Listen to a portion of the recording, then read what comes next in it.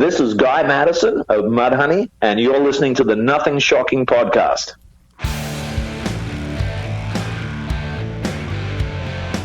Want to know what's going on in the world of music? Then tune in to the Nothing Shocking podcast, a non-genre based, all ages friendly rock and roll program. Join us weekly for interviews with all your favorite rock stars from the mainstream to the underground. You can find us at nothingshocking.libsyn.com or anywhere you download podcasts.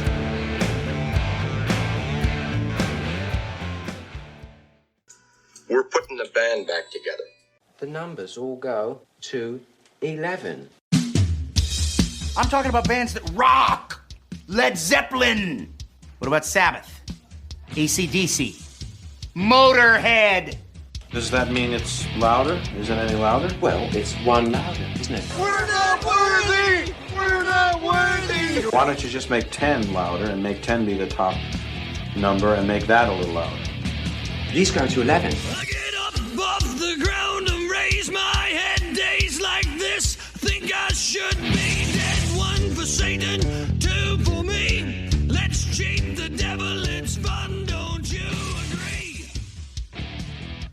Welcome to the Nothing Shocking podcast. I'm your co-host, Jeff Untied, and with me in Dog Bowl Studios is Coach Nez. You can find the Nothing Shocking podcast on Libsyn or any podcatchers. Like our Facebook page or follow us on Twitter at No Shock Pod. You can also find the Nothing Shocking podcast on Rock Rage Radio every Sunday morning at 7 a.m. Central Time. Our sponsor is Ragged Records, located in downtown Rock Island, Illinois, and downtown Davenport, Iowa. We'd like to thank the Hong Kong Sleepover for allowing us to use their music for our intro and bumper ending. Tonight's guest is Guy Maddison of Mudhoney. Also of The Beauty Hunters and Paire D'or. Yeah, he's got a Bandcamp page with some new music from those guys. Check them out. Yeah, also anticipating some new Mudhoney material coming out soon, right? Yeah, I'm pretty excited. April 23. Hey, let's get to that interview. All right, good night. Good night.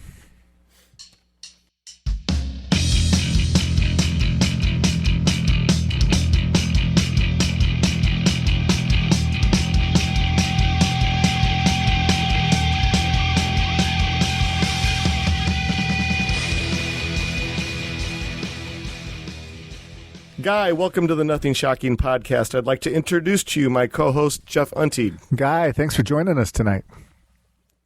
Oh, thank you for the opportunity. Well, we're excited to have you. Jeff over here, he's a huge Mudhoney fan, so this is like a dream come true for him. Oh, great. So we can't have all four of us on. Yeah. Well, you recently returned from a Mudhoney tour of the UK this past September, and that was parts of Europe as well besides the UK, correct? Yeah, we spent a week in the UK, a week in Spain, a week in France, a week in sort of Germany and sort of northwestern Europe, which included Denmark and the Netherlands. And then we went down to sort of southern Western Europe, like Czech Republic, Austria, Italy, then back up through Belgium and ended up again in the Netherlands. Wow, nice. That was it. We're out for 5 weeks, actually. Yeah. That's a whole lot in 5 weeks. Can you kind of talk a little bit more about the tour and I guess maybe schematically, how did you guys kind of put this all together? Yeah, well, first of all, I've recently relocated back to my home country of Australia, and so we decided that rather than me shooting back over to the US and warming up for the shows, because we usually practice a fair bit before we head out on a group of shows, and kind of have to. Before I moved, we had to sort of coordinate that with Steve, our guitar player who lives in Portland, and so we'd work out a practice schedule. But we thought this time we'd meet in the Netherlands, where our road crew, our tour manager, and our tech come from, and meet there in Eindhoven and do a few days of practice. So we did that. That took about 4 or 5 days, and then you got to pick up the tour bus. The tour bus comes and picks you up. You pick up the rental equipment that gets delivered to the same place that you get picked up with the bus, and all gets put on the bus. And then we headed off, and we headed off to Britain initially, to the UK, which had its own little set of bumps now that they changed their relationship with the European Union. So. Yes. previously you just cross that border without having to really worry about, manifests for the equipment and the merchandise and that sort of thing. And we had to go through that, which added a few hours onto the border crossing, but ultimately not that big of a deal. Went into England and started in Manchester, then up to Scotland, to Glasgow, then down Nottingham, London, Bristol and Brighton, and then headed back over to the continent after that. So then, went through the Channel to get back, and long drive. We played 6 days of the week, so Tuesday through Sunday. Then took every Monday off and used that Monday to do the larger drives that took a little bit of time. It's actually interesting how it works with the driving, because we have, the bus drivers are very heavily regulated in Europe, and they can only drive a certain amount of hours over a certain amount of days. It's pretty cool, actually. They have this, they log into their bus with a PIN card thing, and then it shows them how much they've done. Actually shows the police. If the police pull up next to the bus, they can just RFI the computer on the bus and see if they're in compliance or not. Oh, so that's cool. People take it pretty seriously. So sometimes some of the drives require a fair bit of coordination in terms of when you take off, how long you travel for, how long a break it is for the driver. Yeah. Oh, very good. When you go on tour, how many bass, how many basses do you take with you? I just take one, because I rarely break strings. I play with my fingers, so it's very unusual that I break a string. And when we're out on tour, I change the strings more often than I normally would at home, just because they're getting sweated on every single night. But we only take the one out. I take my own bass head with me, which is a TC Electronics R450, which is plugs in anywhere in the world. You don't have to worry about changing power supplies or anything like that, and it's small enough that I can take it on the plane with me. So I take that, and then just in Europe, or I rent the cabinets, because they're too big to go on the plane, obviously. So I've got a pretty simple rig. It's a lot more complicated for our guitar players who have like a lot of pedals and more specific rental amp needs, and then also more guitars as well, because they break more strings, and then also Mark throughout the set changes guitars out for different songs quite a bit. So they've got a lot more stuff going with them. As for Dan, he just he takes his cymbals with him and his snare, his favorite snare, and everything else is rented. Oh wow! Oh yeah. Oh, very good. I guess we're going to kind of bring this back to a more regional question about touring. But when it comes to Mudhoney, and like you said, you spent 5 weeks in Europe. Does Mudhoney have certain pockets through Europe where they're more popular than others, where the venues might be that you're playing at are larger, or how does it work for the band? Yeah, that's a great question, actually, and I think it's probably similar for us as it is for other bands of about our size that play somewhere between a 300 capacity room and a 12 or 1,500 capacity room. So bands that are like us, probably like the Melvins and stuff like that, are in a similar situation. We have like large marketplaces where we get big turnouts, like London. We played the Electric Ballroom, and I think we had 1,300 people in the room that night. Played Bologna. We're pretty popular in the large cities in Italy, in 1,000 people there. Obviously the biggest shows are in the biggest cities like Amsterdam, Berlin, Paris, Madrid. But then you've got to, space yourself out so you can get to all these large markets and play smaller places, towns like Leipzig in Germany, where you may only get 300 people in the room. So that's pretty much where we go. Obviously, like most bands, probably our strongest followings are in the largest cities. And then we can usually get 300 or 400 people in a smaller sort of city like Leipzig, or say Tours in France, places like that. That maybe most people listening in might not be that familiar with places like that, but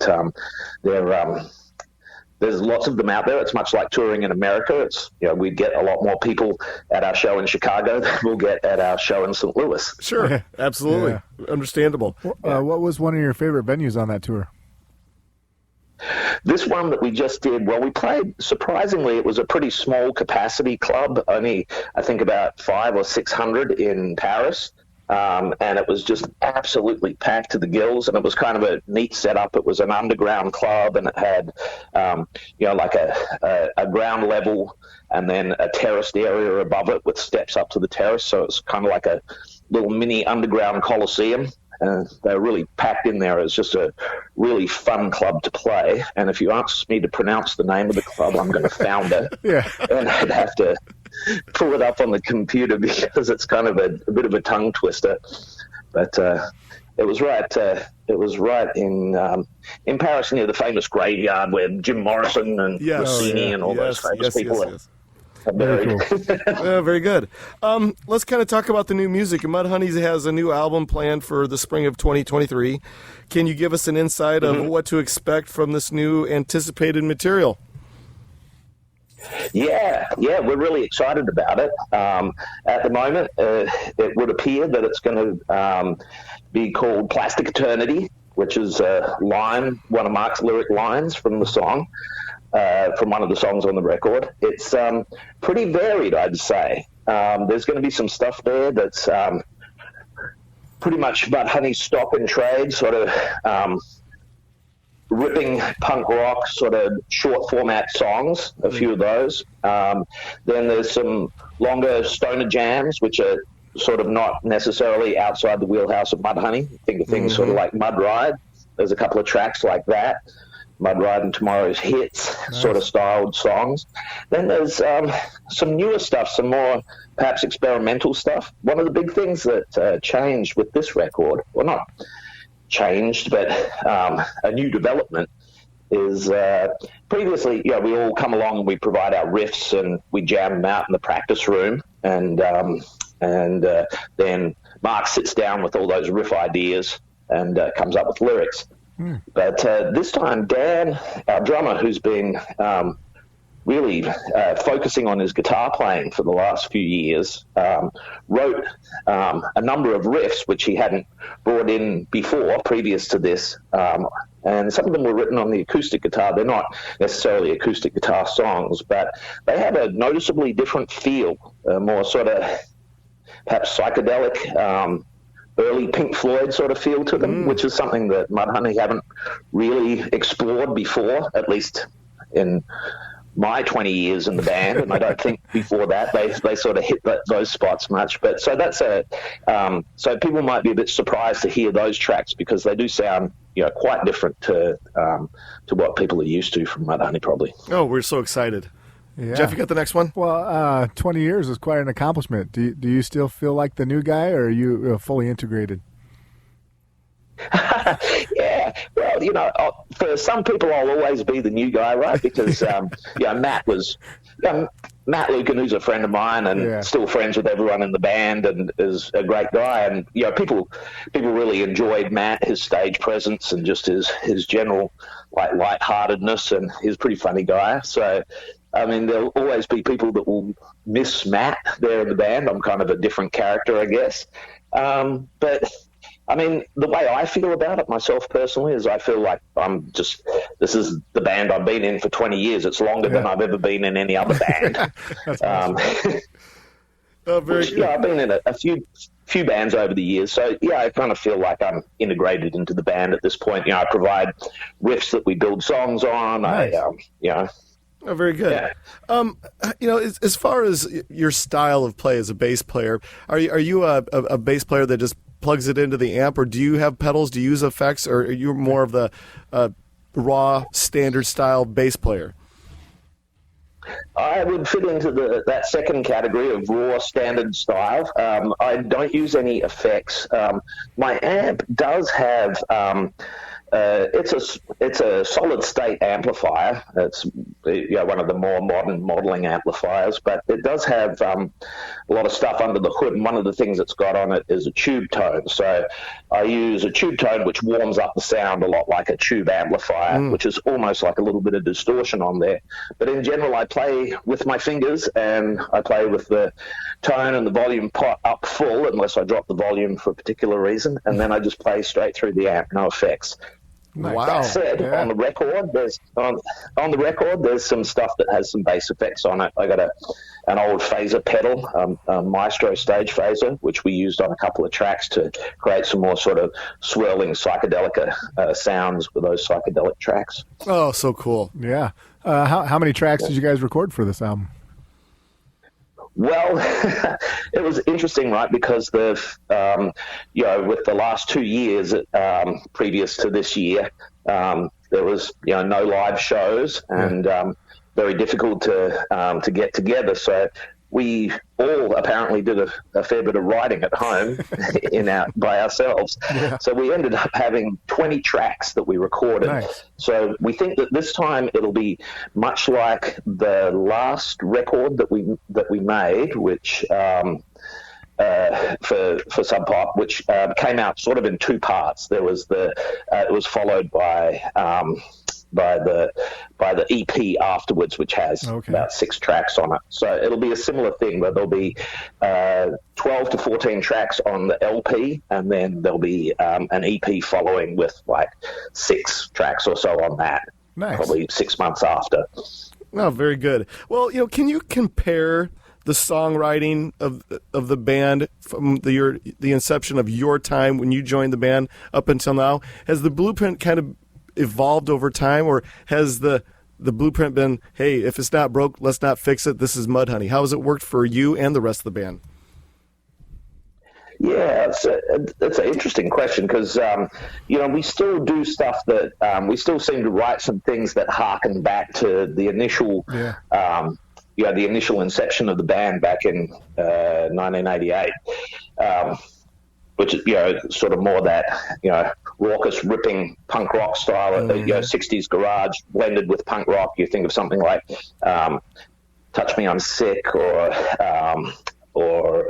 Suck You Dry. Yeah. But there's still some tracks like that. But I think that even before I joined in 2001, towards the end, like the last record that they made, Tomorrow Hits Today, which was produced by Jim Dickinson, so it's got a very interesting sound.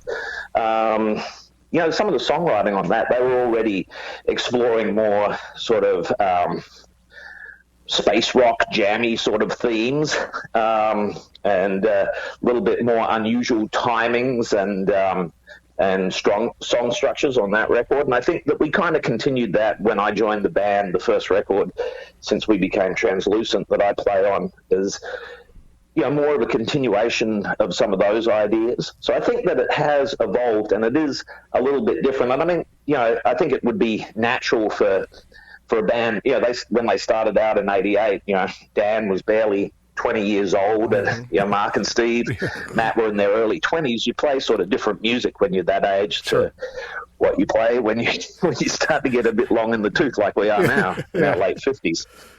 Oh, very good. As far as when you're on tour with the band, in maybe with accordance to this last tour that you're on, with the body of work that Mudhoney has done over all these years, how in the world do you guys put a set list together? And when you do, what do you decide what to play and what not to play? I mean, and there's got to be certain tracks that we have to play these tracks every time we play live, right? Yeah. How does it work? Mm-hmm. Yeah.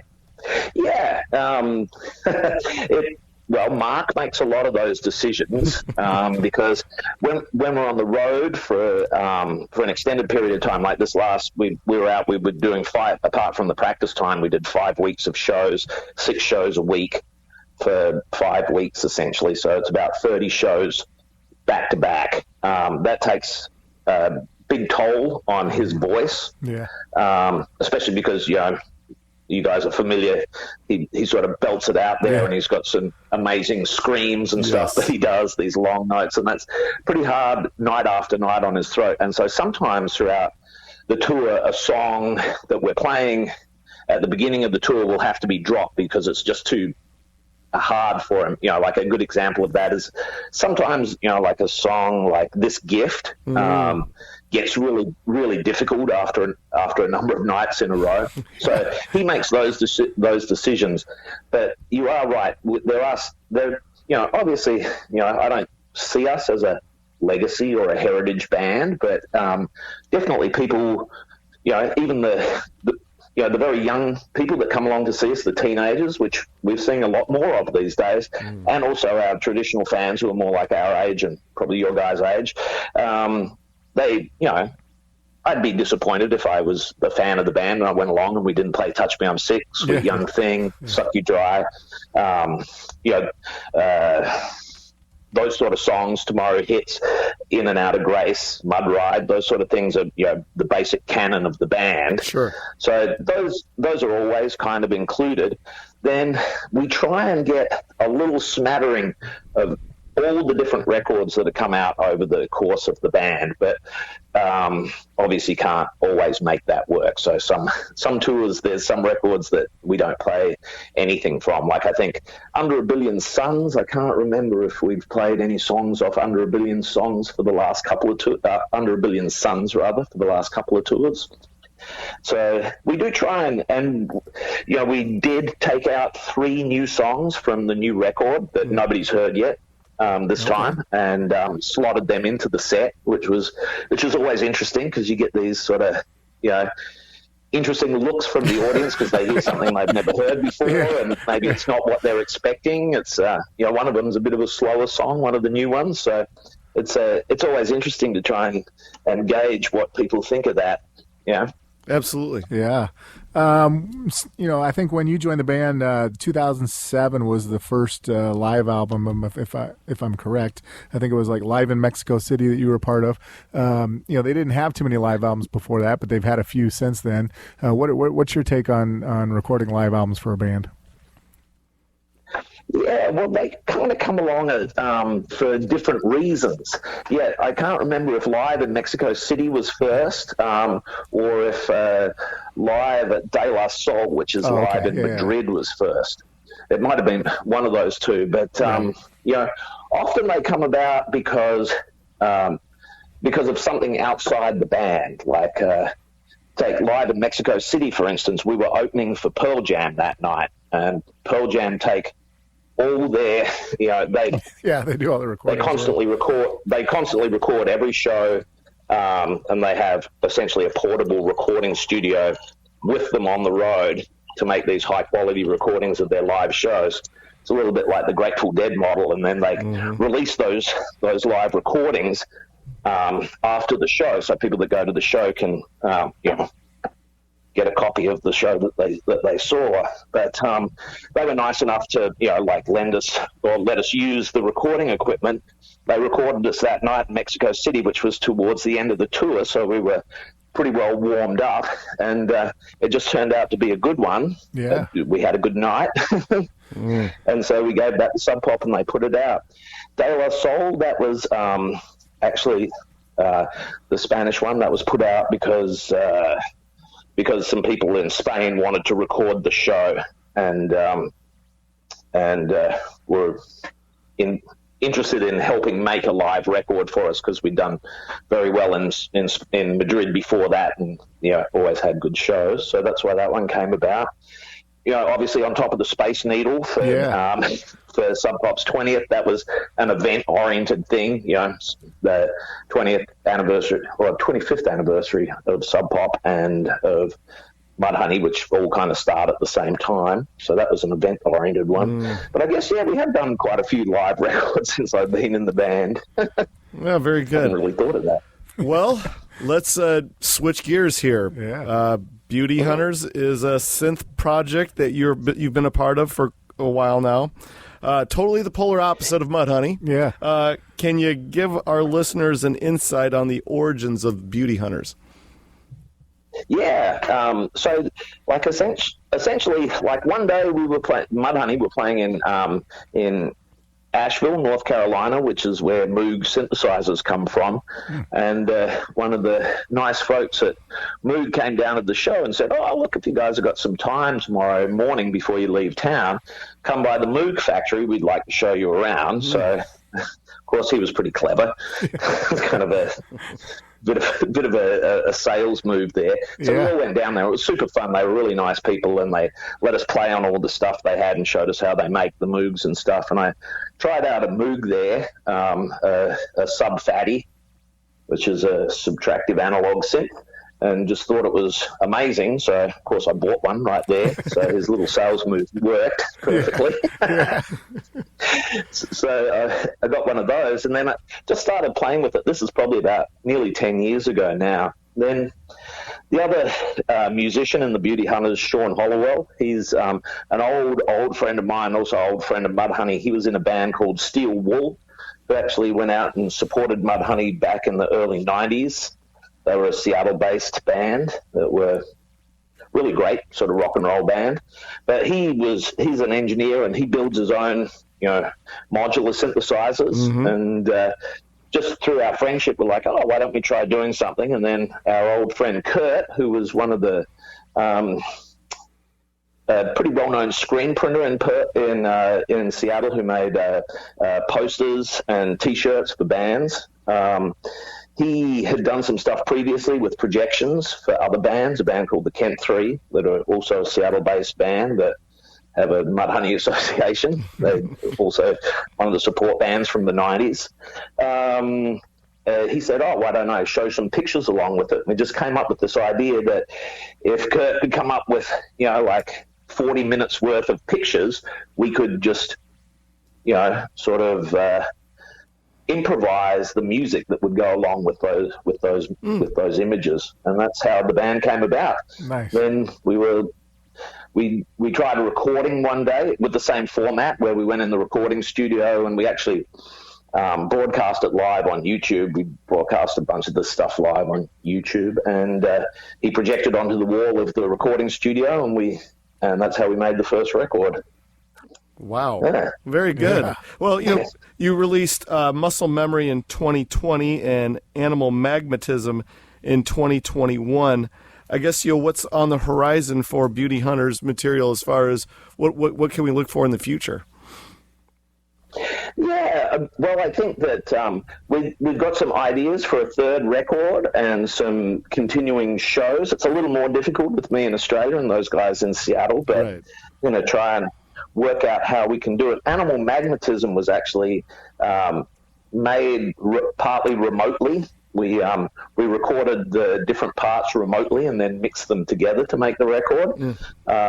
It was filmed along with a short movie that Kurt had found that was public domain about the Mount St. Helens explosion. Oh wow. Back in 1980. So that was how that was sort of structured, that record. So hopefully we'll continue to work. I got a call with those guys this coming weekend, and we're going to come up with some plans. And been also working on some other stuff. We hopefully will have a record coming out. My friend and I, Martin, who is the drummer in Monkey Wrench, which is a band that Mark's in, and I used to play with him years ago in Lubricated Goat and Bloodloss. We made a record. We have this project called Paire D'or, the Golden Pair, and it's a synthesizer and drum thing. And so hopefully that'll be coming out in the next 6 months as well, which is kind of a little interesting departure. We have Mark singing some vocals on there, and also a fantastic singer from Seattle, Annabelle Kirby, who's in sort of some pretty well-known lounge acts around town, providing some vocals. It's a little sort of quieter sounding thing, not quite as raucous as either Mudhoney or the Beauty Hunters. Yeah.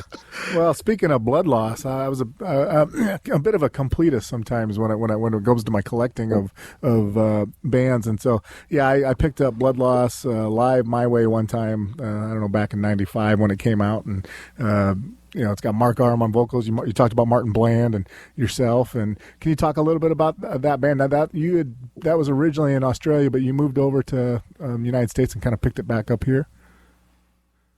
Yeah, that was an Australian band that Martin, the drummer, Martin Bland, and Ren, who unfortunately passed away a couple of years ago, but Ren was the guitar player saxophonist, and they had a band here in Australia, Bloodloss, and they'd relocated in the US, and Mark was a big fan of that band and had wanted to participate, and then when I turned up in Seattle, we started making a recording of the record before, the stuff for the record before that, which was called In the Garden to Change, which is actually going to be re-released on Bang Records here in the next 6 months. Oh, nice. Interestingly. Yeah. So we started doing that, and then, it was mixed vocalist band. We all sung a bit, but most of the vocals were taken care of by Ren or Mark on those records, and occasionally Martin, and very occasionally me. But my vocals are not my strong point, that's for sure. The weak link, without a doubt. But that was an interesting band because it kind of had some sort of skronky, bluesy elements to it with Ren's saxophone and more swampy sort of sounding riffs. We had a good time there for a few years. We made 2 full-length records. One, Gutter to Change, came out on Sympathy for the Record Industry. Live My Way or Live My Way was on In the Red Records, and we made a 10 inches of Rock Solid Rock, which I struggle to remember if that was a Sympathy. I think that was a Sympathy release as well. I'd have to dig it out here and double check. That's terrible, but I can't remember that. Oh, very good. But, so that was kind of the arc of that band. Oh, very good. Nice. Well, I guess the big question is, after you moving to the United States for as long as you did, and now you've moved back to Australia, can you kind of give us a little story about moving back to your homeland? What caused the change? Yeah, well, it was a big deal because I've been living in Seattle for 28 years, and my whole life was there. My life and my family's life. But we had, my wife and I, we have an 11-year-old daughter, and my wife's job brought us back here. So she works in the non-profit humanitarian aid world, and she was offered a job with Save the Children Australia. Save the Children's a worldwide organisation that's a non-profit, non-religious based aid organisation, and that job was here in Melbourne, and we probably would have moved back perhaps sooner. She worked remotely for quite a while doing that during the lockdowns, but when it became possible to move, we moved back just because because the job's based here, and then being in the same time zone as the people that you work with is much easier than like we're coordinating this at the moment. I know it's kind of late for you guys. It's probably close to 7 or 8 o'clock in Chicago, right? Right. Yep. Well, I mean, it's one of those kind of things. After being in Seattle for such a long time, did you have a hard time readjusting yourself back to the ways of Australia? Yeah, it's some things came easy. Like some things haven't changed at all, and I'll tell you a funny story though of one of the things that. So, not having, I've come here to visit my family, and we've been here on tour and stuff. But I guess in those ensuing 28 years, I hadn't actually had to go to the gas station and gas the car up, right? Yeah. So the first time I had to do that, this time I get to and this may make me seem like a bit of a twit, but I'll tell the story anyway. I get out of the car and I'm looking at the pump, and where does my credit card go in? There's nowhere to stick the credit card in. I'm like, how do I how do I pump the gas here then? And so I sort of sheepishly went into the gas station and asked the guy who looked at me like there was something wrong with me, right? Because I'm nearly a 60-year-old man and I've got an Australian accent. So it's like, why does this old guy not know how to pump gas? What's wrong with him? But back when. But before, there were no, when I left Australia, you just walk in and give them $20 and then go and pump $20 worth out of the pump. Right. But anyway, I worked it out. I don't know if you want to know how it's done, but it's not that interesting. But oh, very good. Wow. So things like that, and the other weird things are like you'll talk to people and they'll mention something like a cultural touchstone, like a comedian that's been on television for the last 10 years that's, really popular. Though I have no idea who it is because I imagine that'd be strange. Because they're not popular in America, obviously. Right. They're only popular here. So some of those things are a bit weird adjusting to.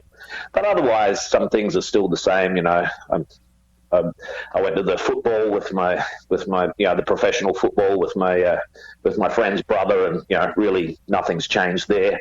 People still scream the same stuff at the players and the umpires. It's just everything could be 50 years ago, I guess. Oh, very good. Nice. I know you probably haven't planned out this far, but when you get the next album going, are you guys going to do any kind of a tour of the U.S.? Yeah, we always plan on touring the records when they're made because it seems like a waste to make a record and then not do any promotion for it. Right. The way it works for us to a certain extent is, probably our live shows are really the bread and butter of the band, and records, it's kind of flipped from 30 years ago where you went out to tour to sell live records. Now you go out to tour and the records are there kind of as a promotional device for the tours in a way. So we're actually playing in Australia next April, just right as the record will be coming out. So that'll be the first bunch of shows, and then we're working at the moment on setting up a US tour for 2023, probably in the late summer, after the record's been out for a couple of months, and then we'll go out and tour on that there. Oh, so that's the next plan. Yeah. All right. Well, I got one last question for you, then we'll leave you alone for the morning. John, this is actually kind of fun. Oh, well, I'm glad you've enjoyed. But, the mystery of rock and roll was such a huge thing in the 60s, 70s, 80s, even in, part of the 90s. Yeah. And let's face it, the grunge era of rock and roll had a mystery to it. Mudhoney had a mystery to it back when the grunge era and Sub Pop records were kind of like a newer thing. With the dawning of the internet and social media, the mystery is gone from rock and roll. As you, the artist that's in a band that had some mystery to it back in its early days, what do you prefer? Do you prefer the accessibility that social media and the internet gives us? Because if we didn't have the social media and the internet, we wouldn't be doing this with you right now. But yet the mystery is kind of gone. So what do you prefer, the mystery, the mystique, or the accessibility? I'm going to have to, that's an easy one for me. I prefer the accessibility. Just because it's, like you say, we wouldn't be doing this now. Podcasts didn't exist back then. Right. So I came from Perth, Western Australia, and obviously I grew up obsessed with music and obsessed with punk rock. And I mean, Perth is a long way away from anything. And it was really hard to find out stuff about the music that I liked, unless the only thing you could find out about was top 40 music. Sure. Yeah. So, I was really interested in fanzines that, like Maximum Rock and Roll, the New Music Express, stuff like that was profiling, the sort of music that I was into. And I just think it's so much better now that it's easy to find that stuff out. It's easy to find the things that you like and access them. I reckon that's better. That's my opinion. And also, people get to know the artists a little better. Like you say, there was mystique before. No one really knew what these people were like. But I think at least for a band like us, who's kind of a pretty personable, outgoing, small 500 to 1,200 seat band, it's good for us to know, for people to know us and for us to know our fans. Maybe it's different if you're like, Elton John or something, and you don't really want to know all those crazy fans. But for us, it's great. I think that I shouldn't speak for the whole band, but I'm pretty sure we all feel the same way, that it's helped connect us with the audience, which is really good. Well, after 3 seasons of asking that question, you're the only artist that said, I prefer the accessibility 100% more than the mystique. You're the first one. That's awesome. Are you kidding me? No, I mean, we've had other guests that are torn. The mystery was so cool, but the accessibility, right? It's podcasting, right? And it's getting to be a little bit more in touch with the artist. But yeah, you're the only one that said no. I prefer this way much more than the old way. So this is refreshing. Yeah, it's great. Oh, well, I'm glad. I listened to my friend Kurt Danielson's podcast with you guys. Oh, cool. I missed that part. Did you ask him that question? I can't remember. We might not have. I don't. Sometimes we start running out of time and we have to start eliminating questions. You know what I mean? And that might have been one that got thrown out. But Kurt was a great guest, man. Yeah, he's very interesting. He's got a lively imagination, that man. I wonder what he would have said to that question, actually. Maybe I should call him and ask him. Yeah. So, but hey, we're follow up. We're running out of our allotted time. Is there anything tonight? Is there anything that we did not cover tonight that you would like to promote or plug?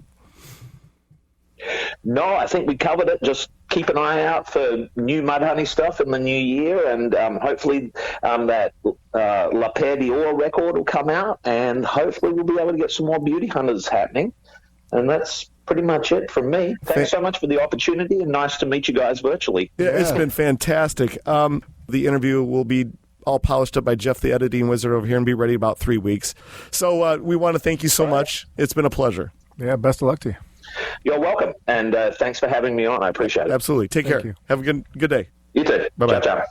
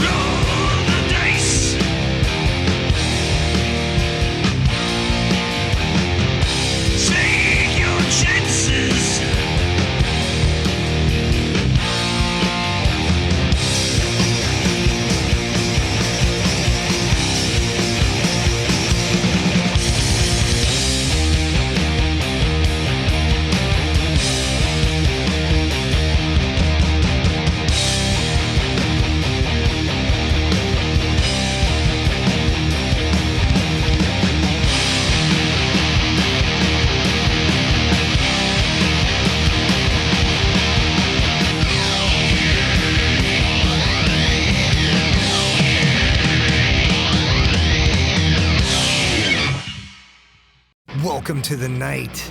You think you know Night Demon? Then the Night Demon Heavy Metal Podcast is for you. Step into the darkness as we peel back the curtain to give you an unprecedented, all-access look into the mind and the heart of the demon. We're talking band history, song analysis, studio anecdotes, stories from the road. It's everything a diehard Night Demon fan could want and more. This is the only place to learn the inside scoop, the deep dive trivia, the untold tales from the band members themselves and those closest to the Night Demon story. Need more? The sacred Night Demon Crypt will be pried open to reveal demo recordings that have never before seen the light of day, all with in-depth commentary by the band and the people who were there for the writing and recording process. This is a gold mine, a treasure trove of all things Night Demon. Head over to nightdemon.net or wherever you listen to podcasts.